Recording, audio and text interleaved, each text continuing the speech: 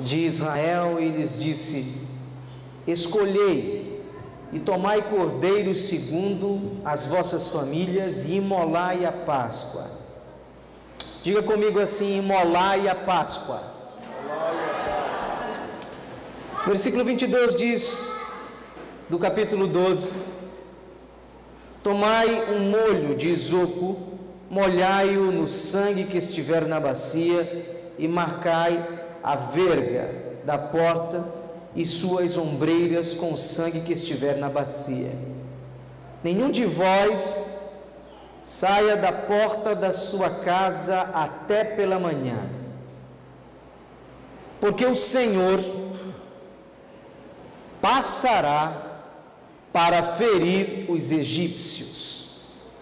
Quando vir, porém, o sangue na verga da porta, em ambas as ombreiras, passará o Senhor aquela porta e não permitirá ao destruidor que entre em vossas casas para vos ferir.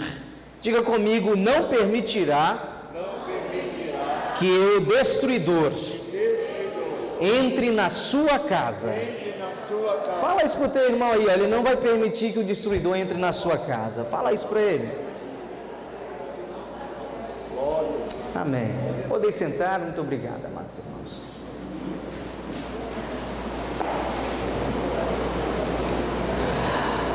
Literalmente, a libertação dos israelitas é tema especial, profundo e central para nós comemorarmos a Páscoa. A Páscoa existe justamente porque, através de uma cultura judaica e possivelmente, depois do desdobramento que houve nos interstícios da história, nós vamos ter aí o quê? Uma cultura judaica cristã, chegando através do nosso cristianismo, tanto oriental como ocidental, promovendo essa festa. Mas essa festa, ela é judaica. Só que tem uma natureza muito peculiar.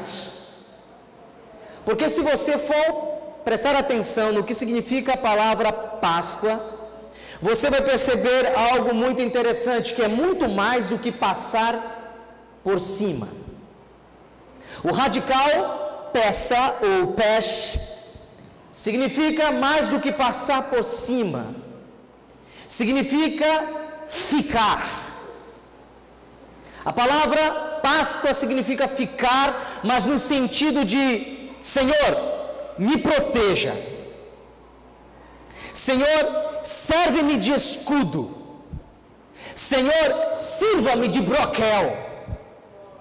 Senhor, te coloca ao lado direito e esquerdo, em cima e embaixo da minha vida, porque eu sou frágil.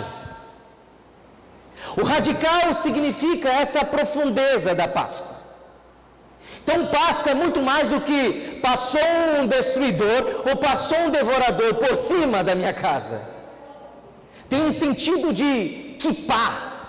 Kippah é outra palavra hebraica que significa o manto de proteção. Não sei se vocês conseguem lembrar, mas é típico dos filmes judaicos de ter uma espécie de boné, meia tampa. Meu amigo sempre fala: já viu como uma meia, é como se fosse a boca de uma bola que fica sobre a cabeça do judeu. Aquilo é o kippah, que também significa a proteção do Senhor. E o texto aqui vai nos mostrar algo muito interessante que acontecia na Páscoa, ou no momento que era comemorado a Páscoa do judeu, que inclusive me leva a uma reflexão muito forte, em vista de que algo muito tradicional daquele povo era que no dia eles comunicavam para os seus filhos como aconteceu toda aquela reviravolta. Reviravolta que é tida como um milagre. Porque a história de Israel e do que eles são hoje, gente, é algo para ser refletido mesmo, porque Israel, ou o povo hebreu, era como se fosse uma mesga de terra, ou de pessoas completamente inexperientes, desprotegidos, e que de certa forma estavam guerreando como se fosse uma força comparada hoje dos Estados Unidos. Só que quando Deus ouve a voz do povo, e é assim que está em Êxodo, se você perceber muito bem, quando Moisés tem uma experiência com Deus, a experiência que ele tem outra que antecede essa. Qual é? É quando Deus diz para Moisés: Moisés, eu quero que tu vá libertar o meu povo, porque eu tenho ouvido, tenho visto e tenho sentido o que aquele povo tem passado. Então, o que eu quero dizer nessa oportunidade para você é que o nosso Deus é um Deus que antes de qualquer experiência, Ele é uma experiência única e individual, que nos escuta em secreto e sabe verdadeiramente o que eu e o que você estamos sentindo. E o mistério de Deus começa a se desdobrar dentro desse contexto, quando a gente faz uma pergunta muito especial e que nós temos que ter consciência. E a pergunta é: como eu posso ter a Páscoa sobre mim? Como eu posso ter a Páscoa em mim? Como eu posso viver verdadeiramente a Páscoa dentro desse radical em que nós começamos a entender que Ele é mais do que passar por cima, Ele é proteção do Senhor. Como eu tenho a proteção do Senhor? E aí a gente tem que perguntar isso para a palavra, porque talvez você tenha o teu antídoto, talvez você tenha a sua experiência, e talvez a sua experiência seja verdadeira, que também é única. Por isso que tem um teólogo chamado Joshua Heschel, aonde o Joshua Heschel ele diz assim, que o Deus de Abraão, de Isaac e de Jacó é o Deus de Abraão, de Isaac e de Jacó. É o mesmo que dizer assim: o Deus de Abraão, de Isaac e de Jacó é o Deus de Raimundo, que é o Deus de Antônio, que é o Deus da Edna, que é o Deus de cada um de nós. Mas só que para norte da nossa vida, nós temos que estar pautados através de uma bússola, que essa bússola não vai falhar. E que bússola não falha, Joésia? É a palavra de Deus. É por isso que quando os nossos irmãos estavam aqui falando da distribuição da Bíblia, eu estava olhando não somente uma distribuição de Bíblia, eu estava olhando a distribuição de bússolas para tantas vidas que estão desnorteadas e perdidas na vida. Mas quando elas se encontram com a palavra de Deus, elas se encontram com o caminho. E diz a palavra do Senhor que esse caminho é o caminho que liberta. É por isso que quando o povo resolveu mais do que nunca seguir ao Senhor, o Deus verdadeiro de Israel, eles tiveram o quê? Primeiro, identidade. O povo de Israel não era um povo poderoso como a gente vê hoje. Inclusive, na escala de turismo no mundo, sabe quem tem mais receita na área de turismo no mundo? Pasme, não é os Estados Unidos. Pasme, não é Paris. É a cidade santa, Jerusalém.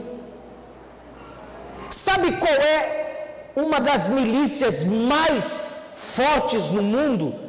Também não é dos Estados Unidos, é de Israel.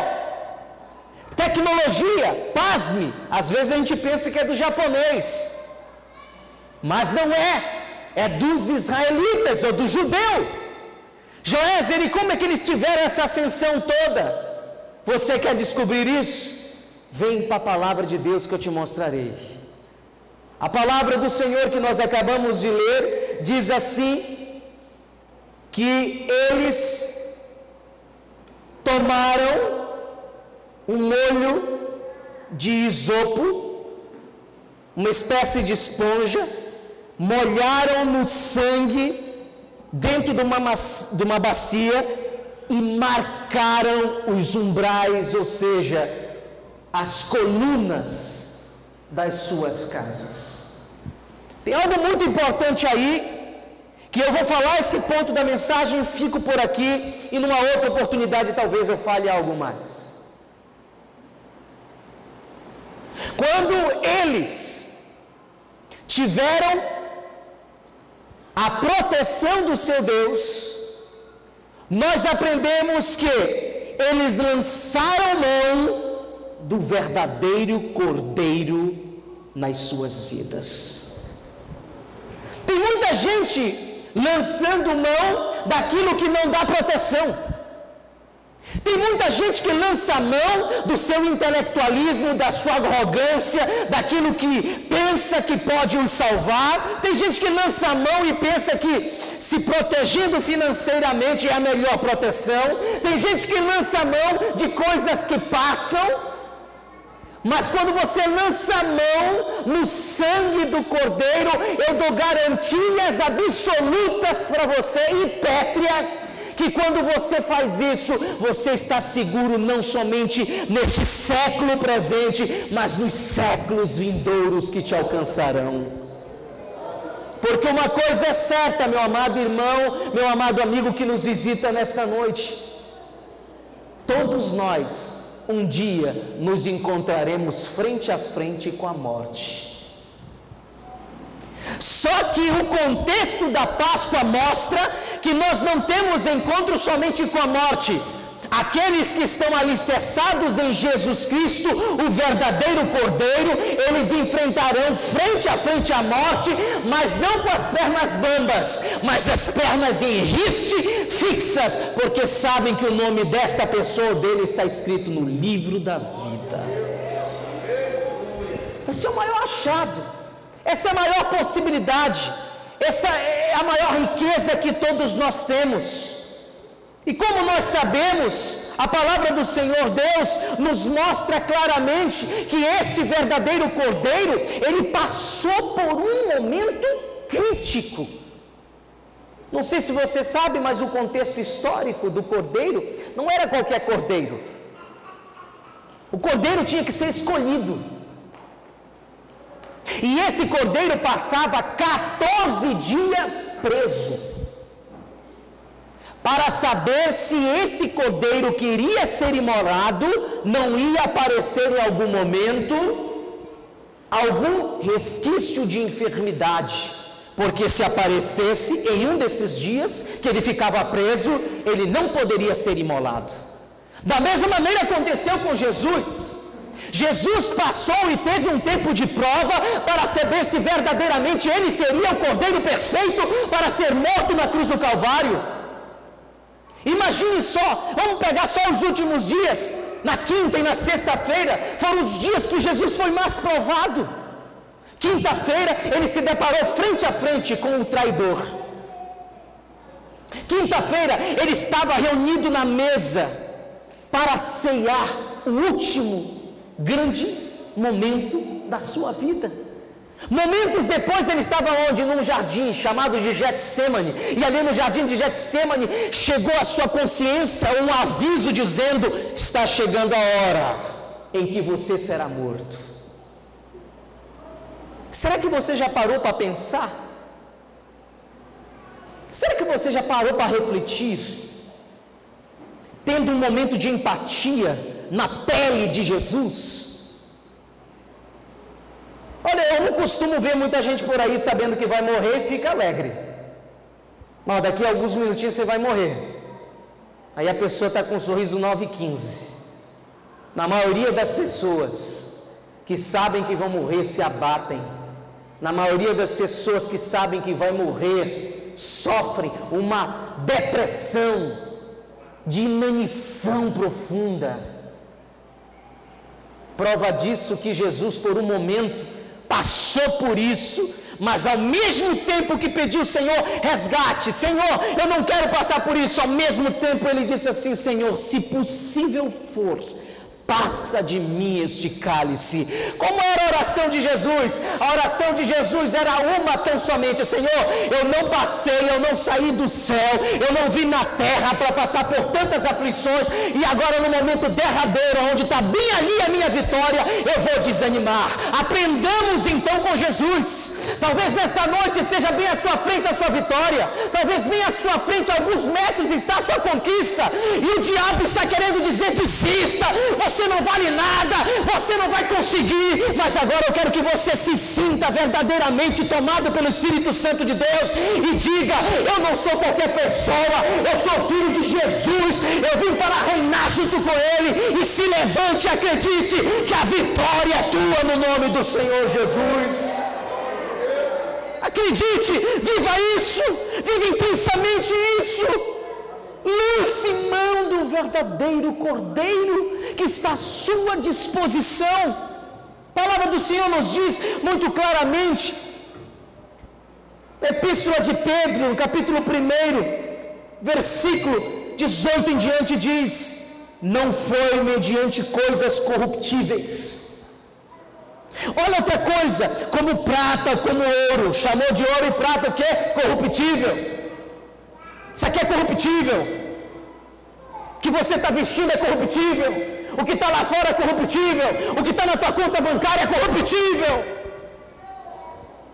O que você pensa que tem é corruptível. Mas a palavra do Senhor diz assim, como fostes, ou vocês foram resgatados do vosso fútil procedimento que vossos pais vos legaram. Quem foram os nossos pais que nos legaram? Adão, Eva. Por meio dele chegou o pecado até nós. Por isso que Romanos já diz que todos pecaram e destituídos estão da sua glória.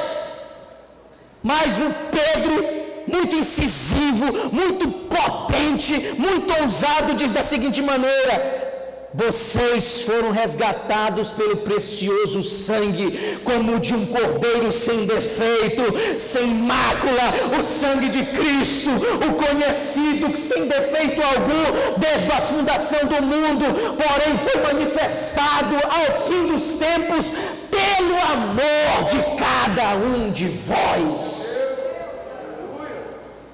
A minha pergunta nessa oportunidade é, o que é que nós estamos fazendo para verdadeiramente sermos merecedores dessa proteção de Deus? Tem muita gente que quer a proteção de Deus, mas não consegue fazer seu dever de casa, não consegue deixar fora do seu coração o ódio, a dor, a mesquinharia. Porque às vezes a gente pensa, né, irmãos, que somente a gente entristece Deus quando a gente está ou em prostituição ou em fornicação. Mas é mais do que isso. Eu queria que você abrisse sua Bíblia. Eu finalizo com um detalhe muito importante que nós devemos levar em consideração, encontrado em Gálatas. Em Gálatas capítulo 5, em especial no versículo 16 em diante, diz, andai no Espírito e jamais satisfareis a concupiscência da carne. Porque a carne milita contra o Espírito e o Espírito milita contra porque são opostos entre si, para que não façais o que porventura seja do vosso querer, mas se sois guiados pelo Espírito, não estais sobre a lei. Entendam, as obras da carne são conhecidas: prostituição, impureza, lascívia, idolatria, feitiçaria, inimizade, porfia, ciúmes, ira, discórdias, dissensões, facções, invejas, bebedeiras, glutonarias e coisas semelhantes. Mas diz a palavra do Senhor: conheçam o fruto do Espírito, herdem o fruto do Espírito. Qual é o fruto do Espírito? O amor, a alegria, a paz, a longanimidade, a benignidade, a bondade, a fidelidade, a mansidão, o domínio próprio. Contra essas coisas não há lei. Amém.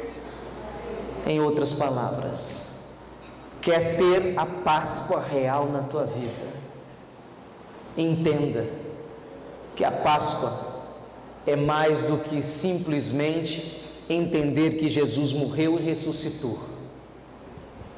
É entender que Jesus morreu por cada um de nós, para nós ressuscitarmos igual a Ele. Joézer, eu posso estar igual a Jesus? Aqueles que estão em Cristo, diz a palavra do Senhor, nova criatura são. As coisas velhas se passaram e tudo se fez novo. Claro, Páscoa é mais do que passar por cima. É pedir: Senhor, fica aqui comigo. Senhor, me protege, me ajuda, porque eu sou, Senhor, difícil. Você nunca se esmurrou um pouco na parede, não? Ou se olhou no espelho e ficou com vergonha de você? Pois eu já. Mas é nesse momento que eu apelo para Jesus e digo: Jesus, fica comigo, não me deixe apodrecer não, Pai, porque eu preciso de Ti. Eu quero orar por todos nós, pela nossa vida, por esse momento. Vamos orar? Curve sua cabeça, amado irmão. Bondoso Senhor, nós queremos Te dar graças pela Tua palavra. Nós queremos, Senhor, Te pedir que Tu nos guarde, nos proteja, mas nos ajuda, Deus, nos ajuda nas nossas fragilidades. Nós estamos na Tua casa, Pai, justamente porque somos imperfeitos, e aqui Tu nos aperfeiçoa por meio do cinzel que é a Tua palavra. Obrigado, Deus, porque ela existe, mas muito mais, Senhor, Te agradecemos porque Tu nos perdoaste, Senhor. Em o nome de Jesus, eu declaro sobre a tua vida, amado irmão, o perdão de Cristo. Declara sobre a tua vida a santidade de Cristo. Declara sobre a tua vida a visitação dele neste momento, porque ele não vai simplesmente passar por cima. Ele quer que tu diga: Deus, fica comigo. E quando tu diz fica comigo, ele pousa na tua casa, ele ceia contigo, ele te mostra os mananciais dele e ele muda a tua sorte. Não resiste à voz do Espírito, tão somente o obedeça. Assim eu oro e assim, Senhor, eu ministrei. Obrigado por tudo, no nome de Jesus. Amém e amém, Deus. Vamos aplaudir o nome do Pai, do Filho e do Espírito Santo.